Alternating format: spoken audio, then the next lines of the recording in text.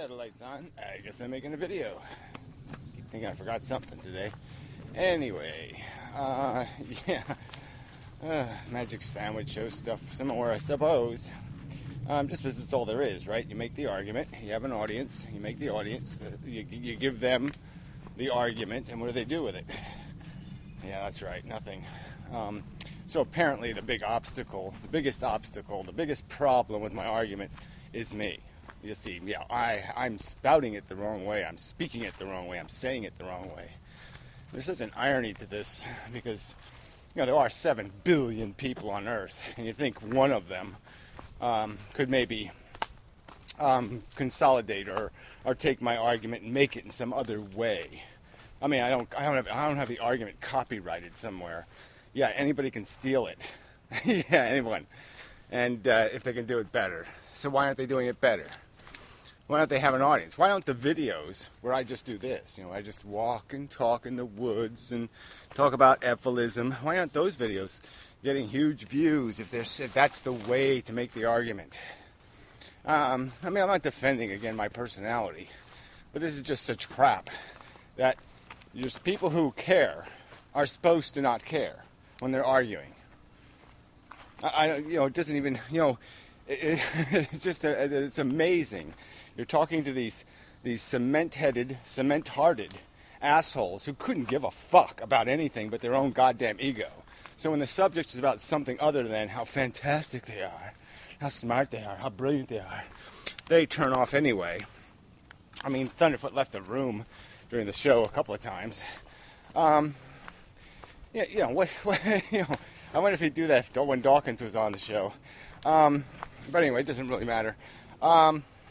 Those are little slights, little impolitenesses. But all those little ones that Thunderfoot commits, all the interruptions, all the patronizing, pontificating bullshit, that's all okay. Because it's Thunderfoot. It's just the hypocrisy is glaring. Just glaring. And so fuck this shit. Just so stupid. I'm not going to modify my personality. And frankly, there's just no evidence that changes anything whatsoever. The people don't like this argument, so they're going to find anything to complain about, any way to trash the messenger, because they don't like the message. So it's just an obvious given here. So let's just label these people what they are. Petty, incapable of arguing, insincere, dishonest, rotten, lousy, crappy, shitty people. And so let's take their usernames and put them in a file, and let's all recognize these are people who have no integrity, no honesty, no character, no anything, because they're going to worry about the style of somebody's hair, or the fact that, he raised his voice. He's not allowed to do that. Yeah, he's not allowed to care enough to raise his voice. It's just disgusting. It's grotesque is what it is. Grotesque. So, so fuck you. Even you people who are generally defenders of my philosophy, fuck you, all right? Just fuck you and your pussy bullshit about how Gary needs to do this or Gary needs to do that. Get off your ass and you do it, fuckwit. Or shut up. Just shut up. Spare me your bullshit. Spare me your superficial nonsense. You're going to placate people who are put off because the argument is, look, he's animated. He has passion. Oh my fucking God. You're not allowed to have passion because that's one of those things. Oh, wait a minute. That's one of those things that we're saying are so fucking vital that we have to live here forever. Is because we have passion.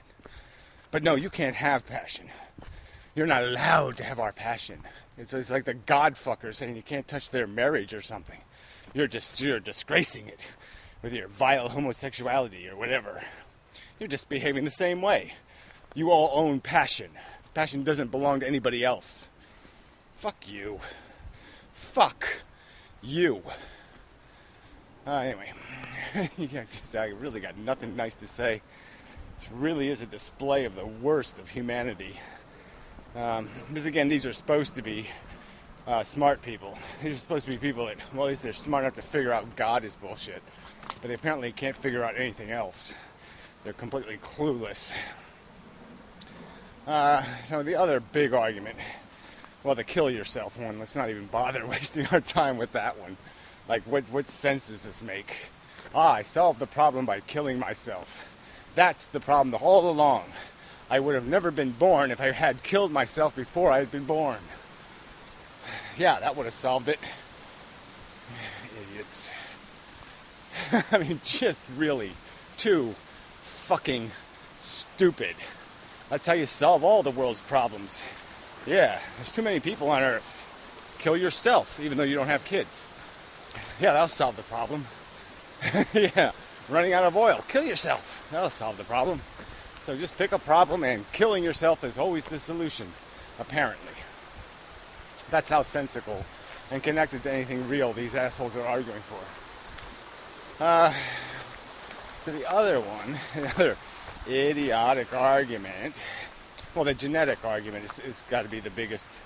They keep arguing that philosophy is something you procreate. So they keep suggesting that somehow, as I'm not procreating, my philosophy will die. Oh my. Yeah. I mean, I can't argue something so imbecilic, something so small-minded, tiny-minded, that it could fit into a thunderfoot thimble, because that's what it comes down to. It's so bad. I mean, Thunderfoot deserves to be humiliated over this idiotic argument. I mean, he is such a pompous motherfucker that he should be caught on his complete bullshit. And this one's complete bullshit. No one is genetically philosophical. No one is genetically anything when it comes to intellectual pursuit. And it's just, I've seen, I gotta pass some people. Excuse me. Sorry. No, I don't want to scare you. All right. So anyway, yeah, river. It's a river today. Rivery. Yeah. Anyway, where was I? Yeah, this whole idea that this is, they're so proud of themselves, and this idea that, oh yes, the antinatalists won't breed, and therefore they won't exist anymore. That the philosophy that is held by, I don't even know if you could argue, I think you can actually argue that most people on Earth procreate less than, procreate, if you depend on most people on planet Earth, human population, humans would go extinct. It's a downward curve for most of the human race. Most of the human race chooses not to produce sustainable population. That's the truth. So no matter how low it got, presumably the same proportion of their children would choose not to have children. And it would necessarily die out. There's no reason to suspect that the proportions would change. And the only thing keeping the human race alive are the lowest, the dumbest 20%. The most ignorant, foolish, stupid, crude, brutal, idiotic percentage of the human race are the only ones keeping the human race at sustainable population, at growing population, certainly, and even sustainable. And that's the truth. So why don't, Thunderfoot the scientist, why don't you analyze that truth and tell me how you have a plan, how you have a genetic plan, how there's some kind of plan to unravel that. The truth that somehow a bunch of smart people aren't procreating to the necessary level. Huh? Why don't you do that, Thunderfoot? Huh? Why don't you do that? Oh, that's right, because you're a fake scientist, you're a phony, you're a fraud, you're just a big-mouthed, shit-talking twat. You're a fucking twat. Twat. Sorry. I'm putting your own tongue. Twat. Twat. Twat. There. Fucker. Anyway, yeah.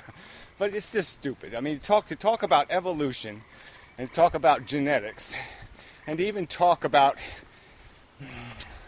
how to put this, and anything that's passed down, as if there's only the slightest advantage. In an American culture, a parent only has a tiny influence advantage. I'd almost say they have a disadvantage. I would almost argue that if you want to intend to get your philosophy into the future, the last thing you want to do is preach it to your kids, because the likelihood is you'll do it too hard, too aggressively, and they'll revolt and they'll turn the other way. Not because it's wrong, but just because it's yours. You're a gapped generation assholer, and they'll turn off. You'll make them turn off to the idea. You'll turn the hot girl into their sister, and they'll say, I'm not going to fuck that. So it's almost a disadvantage philosophically, I would argue, that the facts might indicate that there's a huge disadvantage, that you are more likely to instill values in your child that are opposite to yours than the same as yours if you take too much advantage of your domestic control. So the less control you apply, probably the more likely you will be successful in passing on some value memes. Unless, of course, you're a complete asshole and your kids just say, Dad's an asshole and Mom's a slut, fuck 'em. I'm going to go on with my life, and goddamn, I wish I had a better start, because those two jackasses are fucktards. And so congratulations, your kid will be smarter than you. You know, that's really the bottom line here, right? These people all have this notion, just a notion in their head. Life is good, good, good. It's a good risk. Yes, it's a good risk. It's a notion. That's all. It's not something they've demonstrated or proven on a piece of paper. And they're just saying, I'm going to take the risk. And they're doing it because everybody's saying, yeah, go ahead. Da, da, da, da, go ahead. Da, da. Because you're all retards. You're just a majority of assholes. The meager-minded majority. The minor-minded majority. And that's the sheep herd you're marching in, you fuckwits. Yeah. And I, on the other hand, am in the category with the exceptional, who aren't sheeping, aren't falling for your bullshit, aren't dancing your stupid, idiotic jerk, and, that's what pisses you off. Just like the religious, you're resentful because we have the freedom to think. Yeah. But anyway, back to the point, which was, the passing on of memes. So the basic truth is that in a civilization like ours, a free world where people can basically, substantially, let's just say, communicate and hear ideas and go on the internet and do all that shit, it's going to be really hard to indoctrinate. So unless you closet your kid, unless you shelter them from reality, keep them in a field in North Korea, or, lock them in a basement in Iran, you're just not going to be able to keep the truth from their realization. And they will choose their philosophy based on a collection of ideas, based on observing different ideas and saying, that is skunk cabbage. Good for sitting on, perhaps, but no, I will not eat it. Because, yes, although it's edible, it's really not very tasty. So they'll observe, they'll taste, they'll mess with the world, and they'll ascertain a truth based on the arguments they hear in different forums, and that's how they'll decide. And it'll have nothing to do with genetics. It'll have nothing to do with who their parents were. It might have something in absolute terms to do with their absolute potential. I mean, obviously, if they are functionally retarded, some ideas, some concepts will be out of their reach. But presuming competent intelligence levels, levels that might, maybe it takes them a little longer. They have to think about stuff a little longer to get it, but they can get it. Genetics becomes quite irrelevant to this discussion. every philosophical perspective in free nations has to earn its existence in the next generation. Republicans have to earn their existence. Well, bad example because politics is closed. It's a closed system. But ideologies like racism, we'll pick any one of those. They have to earn their future existence through personal experience. Well, that's almost a bad one because that one really is a tie to how you're growed up.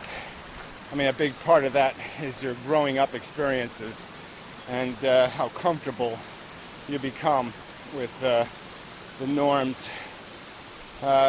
So that's not a good example of philosophy. But anyway, I think you can grasp the fundamental idea that the basic conceptual descriptions of reality will have to earn their existence in the future. People will hear the arguments, and they'll accept and reject them based on substantially, hopefully, desirably, a logical standard. And it'll have nothing to do with who their daddy is. And certainly every intelligent person should be able to say quite clearly and emphatically that a person's philosophy really shouldn't have anything to do with who their parentage is. That should be strictly and completely and as fundamentally and as mostly as possible a function of a deliberative process where the world is sampled and their brain logically deduces. This is what we should aspire to create in human beings and in human civilizations is a pure, complete freedom of thought and belief. And to advocate for something else is, in my opinion, ignorant, vacant, intellectually nonsensical. Anyway, enough of a video. And fuck you. Shut.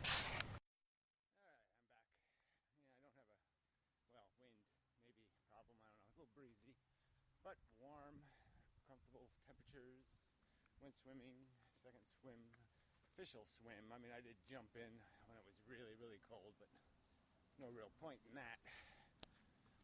But I don't know, my blood sugar's off or something. Yeah, I'm really, holy shit. Buggy. It's a bug flying around me also. Makes me buggier. But anyway. So where were we? Oh, it's just so dirt simple.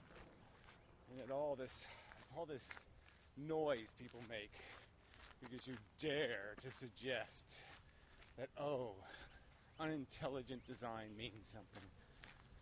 No, it doesn't mean anything to these people. So anyway, I really hate to complain about my supporters, but there's just no point in being a supporter with all these little nags and complaints about trivial shit. I mean, this philosophy is dirt simple. I've articulated it plainly.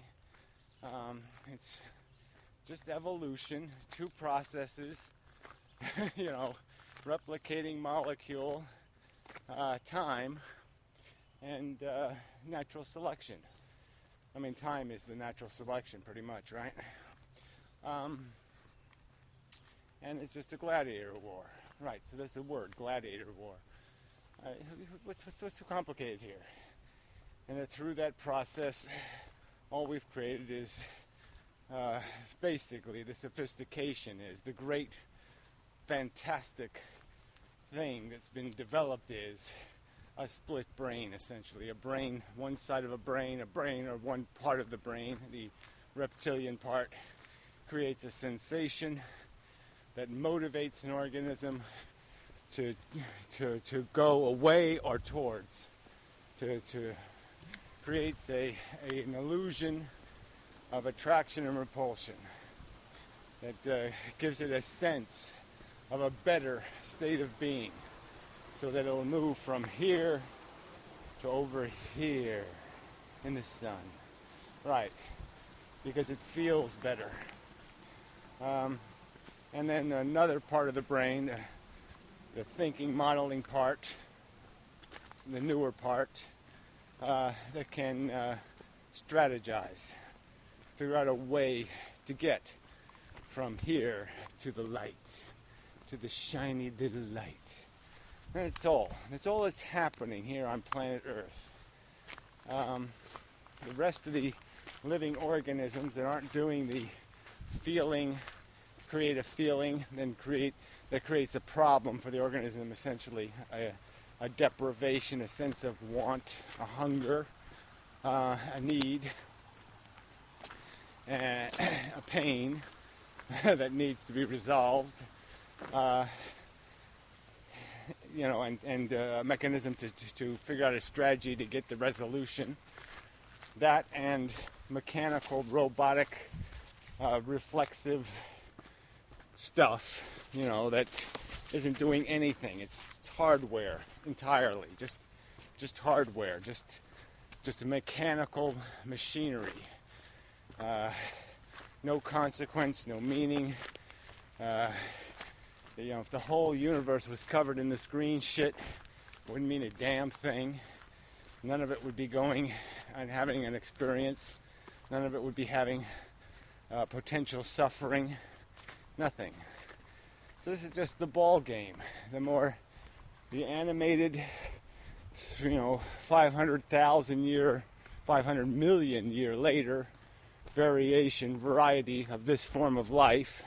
Give it 500 million years, and it turns into one of these.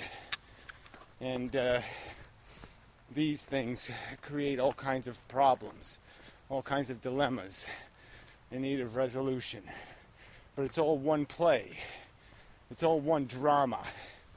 And you don't need to keep killing the actors just to have an excuse to keep playing the game. So going back to the chess metaphor, that's all that's happening here. It's the same game over and over and over again. And all they do is switch out the pieces. Exchange the pieces, play the same fucking game. Go through the same torments, the same miseries, the suffering, over and over and over for the transient, brief moments of grand accomplishment and perhaps maybe complete satisfaction. How many moments of your life do you own that sense of complete satisfaction, where there's nothing you need or desire? Oh, sorry. Yeah, not too many moments. Most of life is, for most people, is just, whatever, mundane. You just march through it. For some of us, the mundane moments that other people have are a little more stressful. We don't just march through life kind of, oh, well, whatever, one way or the other, blah, blah, blah. No, we're, tend to be, we have a harder time. We have some disabilities, some obstacles, the steady state is not as comfortable. The engine isn't running as efficiently, or let's say, or quietly. It's got a few kinks and knocks in it. And then on top of that, you hit potholes, you hit ruts, you hit things in the path, and it knocks you down a notch from that position. And so, some people in the world, like the Aaron Raws, maybe the worst they get is, their ice cream cone melts on their way home from, Friendlies or whatever. And for some of us, it's kind of dark times, hard times, and difficult, painful circumstances. Whatever. No point in comparing. Perspective is perspective. You either got it or you don't got it. You either got it right or you got it wrong. And I'm certainly going to accuse these fluffy people of probably having it really wrong. Really, really, really wrong. Sorry. Ugh, buggy. Ugh. Anyway, gotta stop that. Is there anything else to say?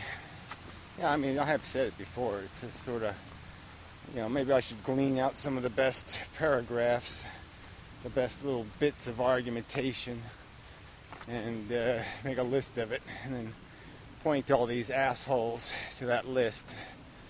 Maybe form everything into a question. The important questions to answer. Do they think the universe is really deprivated? That there is some real, substantial... you can't even find a word for it. You can't say we miss the Plutonians or we miss the Saturnites. How can we even manifest a definition of how there's any harm at all in them not existing? How could somebody even express or explain how there can be a possible harm without expressing it in the form of I miss them? There's not much else to say. So a few silly people on Earth miss the Martians, wish the Martians were here, and that's the explanation. That's all we get as a justification. That's nothing. All those missed sunsets. Oh my. I mean, is that really a rational argument? That it's a shame?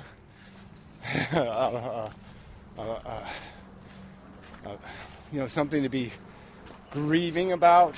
The fact that there aren't a bunch of Martians on Mars watching sunsets and going, ooh, sunset. I mean, really? No, really, no. It can't possibly. There's no way to express that. You can't just utter crap like that. You have to explain it in some other form. But there is no other form. There's no other form of value but through the interpretation of a need or something that can appreciate what it is to feel.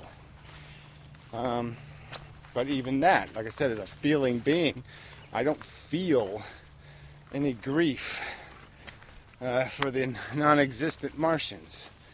What I would feel is tremendous grief and sorrow if they were here and living in poverty like most Americans or most humans. So, that would grieve me. Yeah. So anyway, whatever. We'll just hunt for a better argument, I guess. And try to force one, or, I don't know, well, whatever. We just do what we're doing. There's nothing else to do, so we'll do this. Hope it gets somewhere, eventually. But nothing else I can think of. Well, I can, but I don't have time. That's the other part of it. Got to do this life-living thing. It's just too much of it. Too much to do. Too few me's to do it.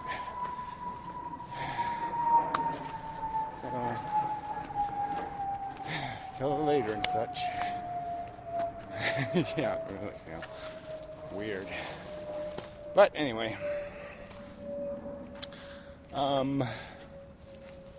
That's enough. So, till the next time, and such, and so forth, and whatnot.